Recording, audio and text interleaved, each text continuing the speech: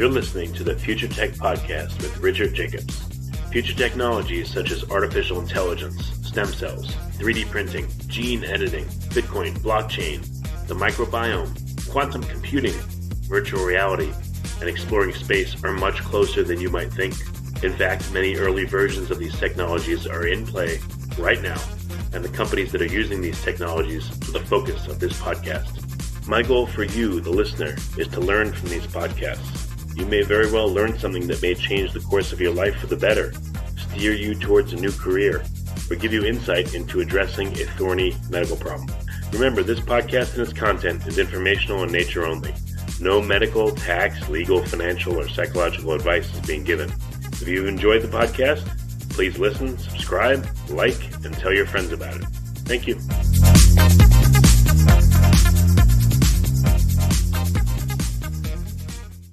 Hello, this is Richard Jacobs with the Future Tech and Future Tech Health podcasts. I have Mary Ellen Harte, PhD. She likes to be called Mel, it looks like. She co-authored the online book Cool the Earth, Save the Economy in 2008, produced a weekly series, The Climate Change Report podcast in 2011. From 1999 to 2010, she produced and hosted a weekly summer radio program, Nature Notes, Natural History in the Colorado Rockies. She authored a Huffington Post blog series addressing climate change with ecologist and her husband, John Harte, in 2010 and 2011. And she's worked as a botanical and biological consultant on various environmental projects and publications with him for decades. So she's very involved in looking at climate, seeing the effects, and that's what we're going to be talking about today. So, Mel, thanks for coming. Most welcome. Yeah, I guess first question is, maybe it's a silly question, but why do you have such an interest in the climate for so many years? I think because I'm like a fly on the wall to a lot of other scientists for whom climate change was a really important evolving issue. It's something that was actually predicted in the late 1800s by a chemist. He simply took a look around at what was happening with the Industrial Revolution and the carbon emissions and said, hey, this is going to happen, and this is how fast it's going to happen. And he actually did just a back of the envelope calculation that showed we were going to heat up by at least a couple of degrees by the end of the 20th century, or close to that anyway, about a degree or so. And so well before it was on the radar screen of the general public of society, someone had predicted this, and scientists were starting to see this and recognize that it was beginning well back in the late 80s, early 90s. And then watching my husband put together a global warming field experiment, the first in the world in 1990, just made it that more evident to me about how our world was changing. And then I was able to see it personally, too, in the Rockies. Just from living there every summer and really keeping a very close pulse on the world around me, you could start to see changes. And some of them are quite poignant. What are some examples of the changes you saw in the Rockies? Well, okay, let me tell you a story. At one point, this was a few years ago, John, my husband, and Tim Wirth, who used to be the senator to Colorado, had a discussion about the science and politics of climate change in our local town of Crested Butte, Colorado. And they had a very intelligent audience. Audience of Crested Butte is a very intelligent audience, asking good questions. And they explained the science and they explained the politics and all of these interesting things. But then somebody in the audience said, more to the point, which is how we react more compellingly through our emotions. And she asked quite simply, yes, but what about the butterflies? And I realized at that point that a very good way, a very compelling way to connect with people is to address those questions that really hit to our heartstrings. And I said, if I may, I'd like to tell you a story. And I think it was just that summer where I had watched with the intense heat. Now, butterflies develop, they come out of their chrysalises, their special little cocoons, emerging as butterflies from a caterpillar. That's pretty well known. What I was seeing, though, were new butterflies that were coming out of their cocoons, but without enough water. They had basically, because of higher temperatures, more water had evaporated out of their cocoons. And because they didn't have enough water, not all of their wings were pumped up. So they were crawling around the ground, and you knew they weren't going to last very long because they didn't have any way of getting quickly to a source of water. And I was seeing more than one butterfly than that. And I told them the story. This is what's happening with our butterflies. And when I told them this, you could hear a sigh go throughout the entire audience. So humans respond really intensely to stories. And I felt like it was important to get out and connect with people on that other plane too. Yeah, no, it's true. Do you think that climate change is politicized only in the U.S. or is worldwide? Has it become a political issue for some reason? No, I think, in fact, the U.S. is an anomaly where we're one of the largest producers of fossil fuels in the world today. And you have fossil fuel industries that make sure it's politicized. And in the rest of the world, there isn't that same economic incentive. Even Norway, which has a very large national oil company, they recognize climate change and are trying to do something to counter their activities, although probably the best thing they could do is stop their activities and find alternative forms of investment for the money that they've accrued with their national industry. But for the most part, the rest of the world is simply not really producing the fossil fuels, doesn't have the incentive to politicize it, and within especially the last 10 years, haven't seen the increased effects of climate change worldwide, and also very much within their own countries. Every country has its story to tell at this point. And so it's run past the point of really being politicized in most countries. Now, China, of course, is a very big nation, and it has to try to balance its ability to prop up their political system and and they are still on that sort of false measure of economic growth is good for us. But that entails a lot of climate changing pollution. And they're even starting to recognize that too. So it's going to be interesting to see what China does in the future in terms of its political message of climate change, except that they are really, unlike us, going really strongly into clean energy and becoming a clean energy leader. And that's one way that the political system over there is signaling that they're really concerned about climate change. Whereas in the U.S., under the Trump administration, we have absconded our roles or responsibility and really losing out on a great opportunity, even for our economy, to lead, at least in terms of developing clean energy sources. So I don't know if you've looked at calculations by various scientists. What will it take to slow or stop the warming? And what will it take to really get, change over the world's economies to where we're in a sustainable position? That's going to hinge on many factors. And one is the willingness to go ahead and pursue many avenues, very important avenues, and how fast we do it. The simple thing is that whenever we do it, whenever we do start making a major dent in decreasing climate changing pollution, we will see effects beginning day one. A lot of people say, it's going to take centuries for it to come down and so forth. Well, the important take-home message is, for instance, if everybody stopped climate changing pollution tomorrow, within a year, you'd start seeing atmospheric changes in levels. And that would also signal a slowdown of some of the changes that are underway. Of course, the important thing to understand is right now, we have set in motion changes that will have long-term consequences. But the longer we delay really stopping our climate changing pollution, the more consequences we're going to have long term. And some of them are going to be irreversible. When you realize that there's a major extinction event going on, and part of it is due to our climate changing pollution, once a species is gone, it's gone.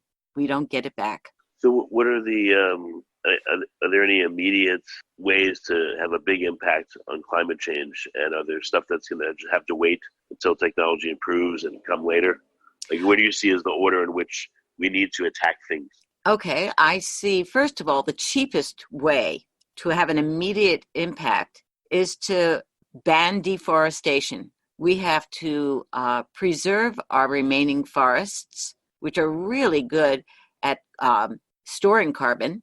And we also have to improve. We have to recover some of the ones that we've lost. So that's probably the cheapest, most effective way of trying to go ahead and slow climate change. The next one, and I think this is certainly true, that we could be upping, the United States could once again be taking a lead in switching to clean energy as quickly and fast as possible. It's not a technological problem. It's a political problem. We have the technology. We just don't have the political will at this point to pursue it. It would also be an economic bonanza for us. But again, when you have fossil fuel industries exerting influence on the political leadership, that's a real major barrier. But it would be very easy for us to go ahead and become a leader in clean energy if we were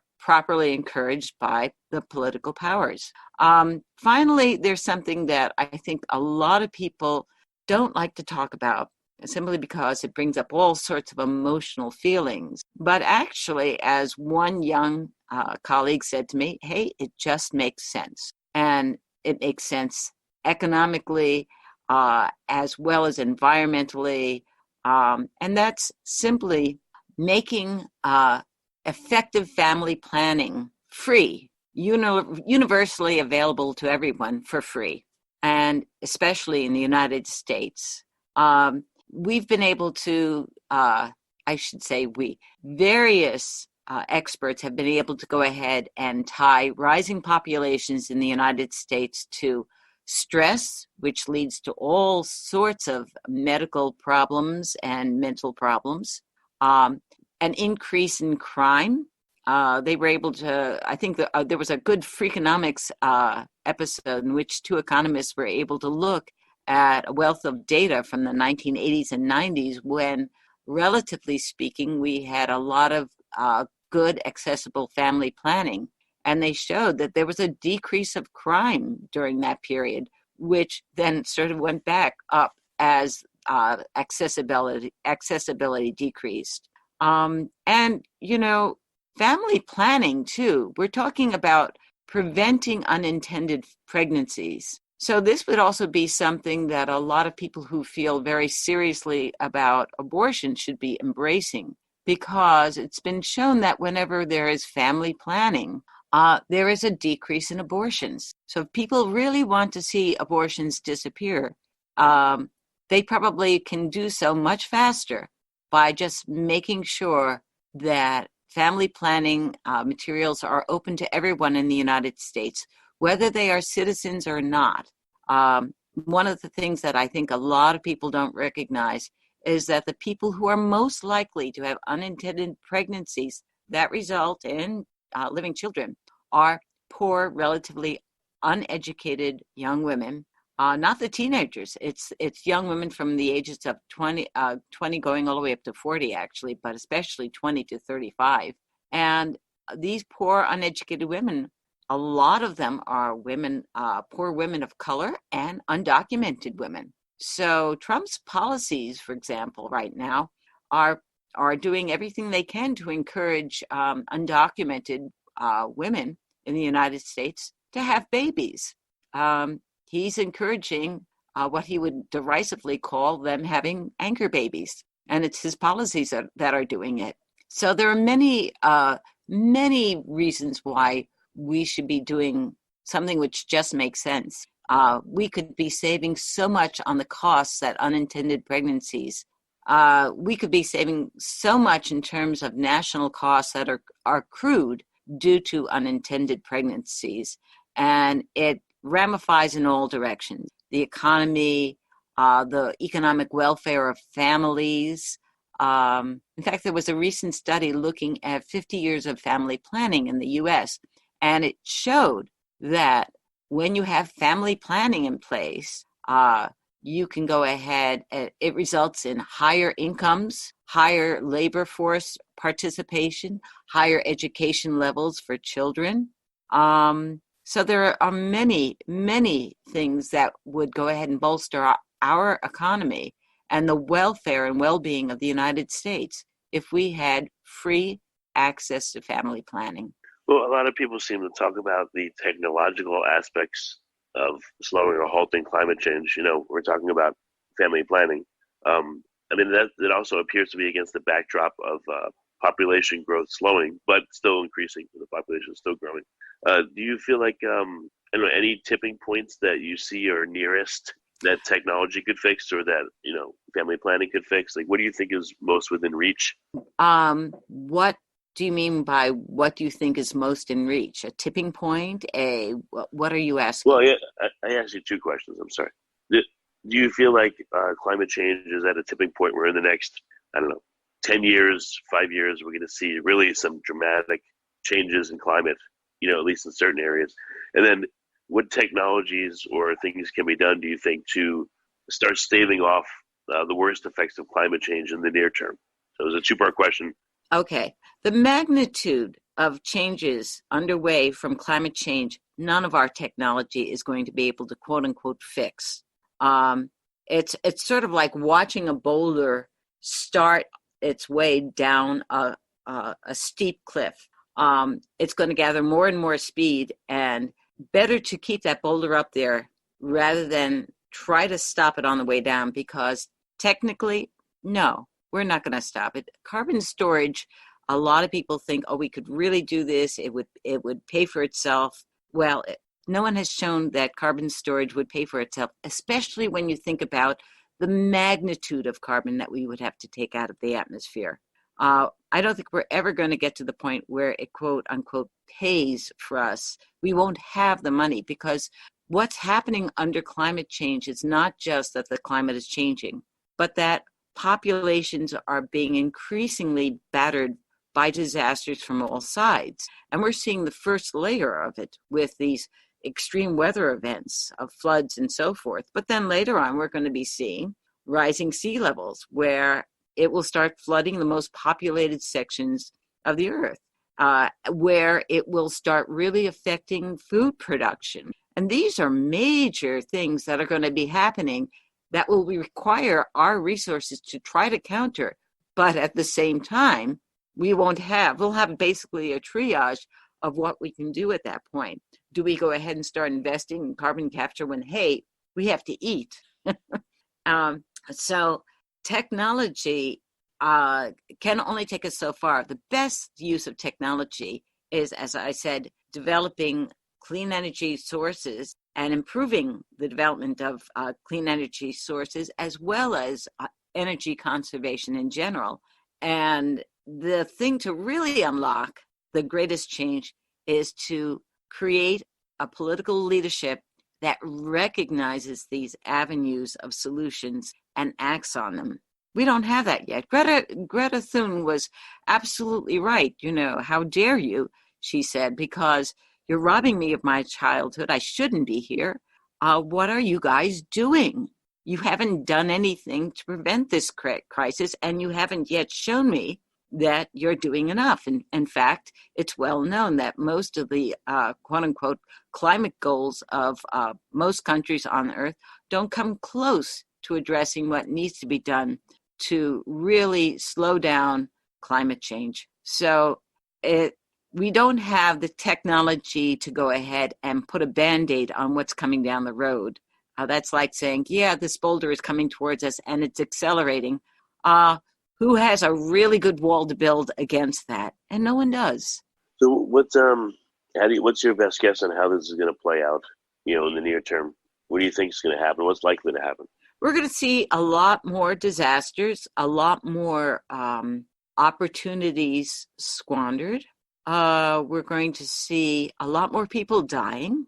We're going to see a lot more stress on societies. Someone was saying the other day how there seem to be so many stressful things, so much violence. There's been a lot of violence that has happened over resources, and as those resources become stressed because of our avenues of pollution, there are going to be more and more consequences in terms of just people fighting over what we have left. And that's going to result in more and more violence.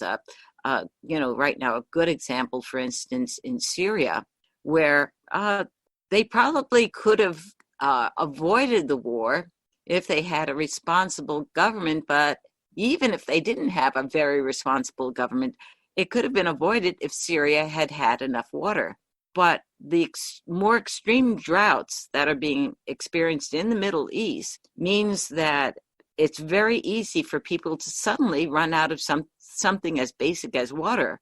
And if the government isn't going to do anything for them, that becomes a really good basis for going to war.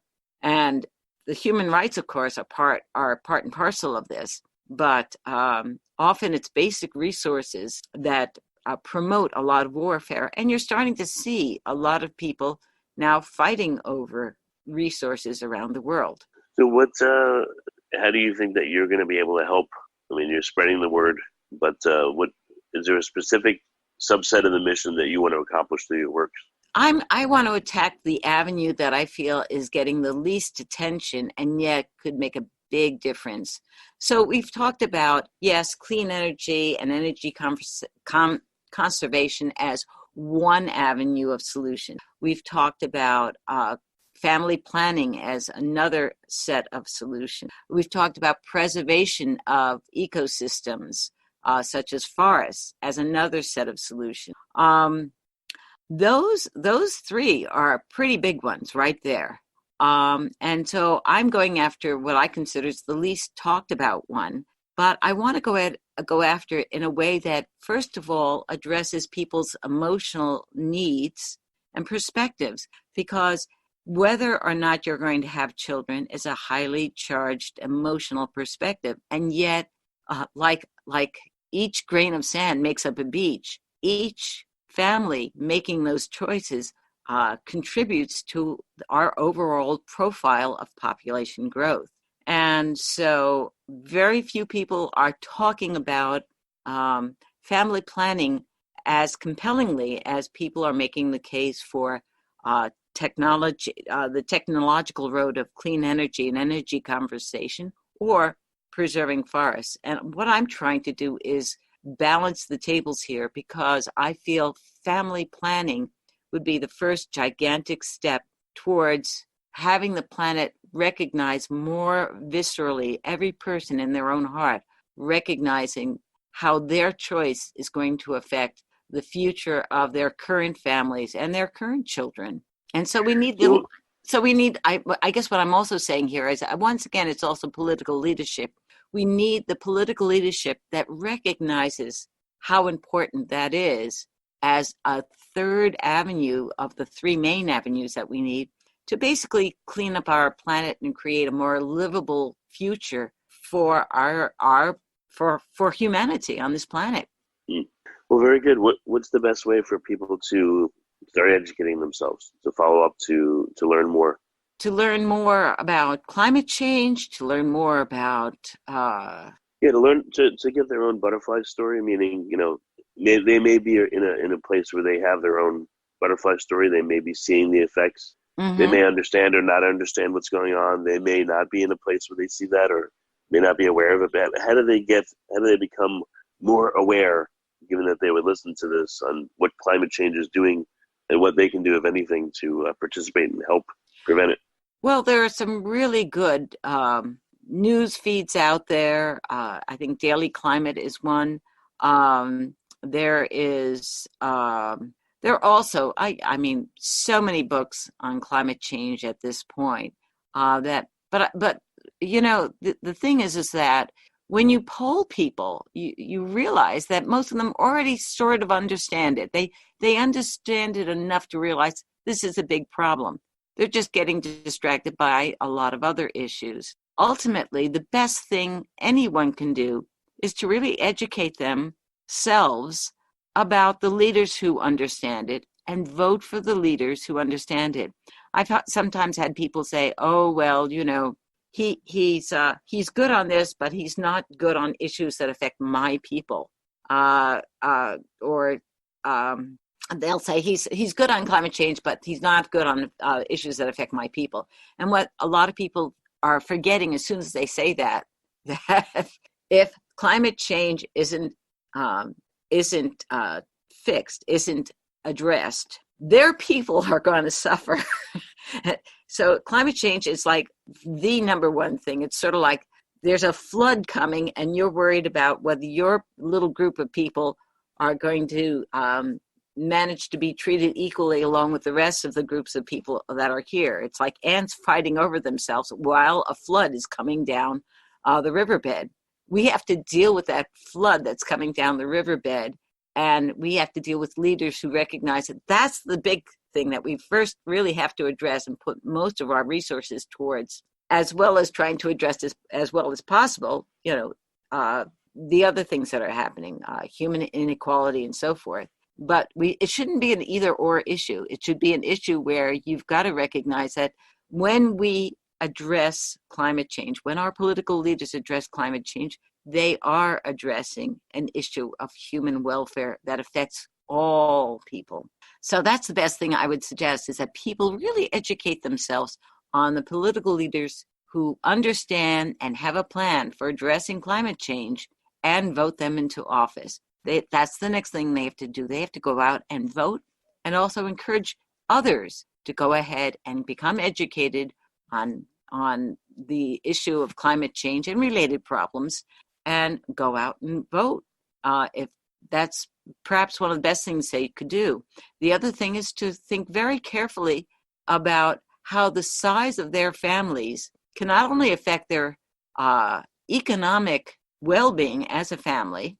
There's a very good, well-known fact that something like, I'm guessing 40 or more % of the typical American family is just a few $100s away from going into debt. And an unintended pregnancy easily tips you into that section of debt, which can then very quickly spiral into poverty. So they should be thinking in terms of when they have a child, and however much they might want a child, to weigh it against what it means for the children they already have and for the future that they're providing for those children to grow into. So that's another thing that people should be thinking about. Is a lot of experts are saying if we are really going to address bringing our populations to sustainable levels, we have to start thinking of having families of one, or being happy with not having any children, as well as families of two. But a family of two children, I'm talking about children, families of 1 to 0 or 2 children. But recognize that when you have 2 children, you're basically saying, I'm fine with the population the way it is, because having 2 children is a point of simply replacement. You haven't done anything to go ahead and bring the population towards a sustainable level with that choice. And so the future you're providing for those children is one that's increasingly inhospitable to them. So that's another thing to think about, is your own personal choices when it comes to family. People might say, oh, I can be vegetarian, I can be vegan, I can drive an electric car and so forth. And those are crumbs compared to the really big loaf of bread, which is how big is your family? And what are you going to do about affecting that? How often are you going to vote for the leaders who, again, recognize these important things, important personal choices that we should all be made aware of and be thinking about? All right, well, very good. Now we're at the end of the time. So what's the best way for folks to get your books and find out more about your work? Well, Cool the Earth If they Google "Cool the Earth" and then Harte, Harte, they should probably come to the website where it's a free online book.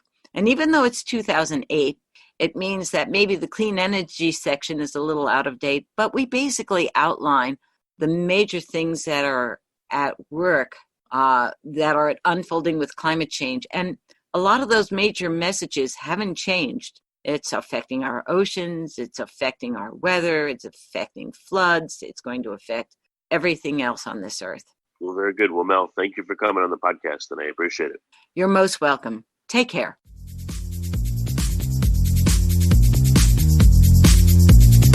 You're listening to the Future Tech Podcast with Richard Jacobs.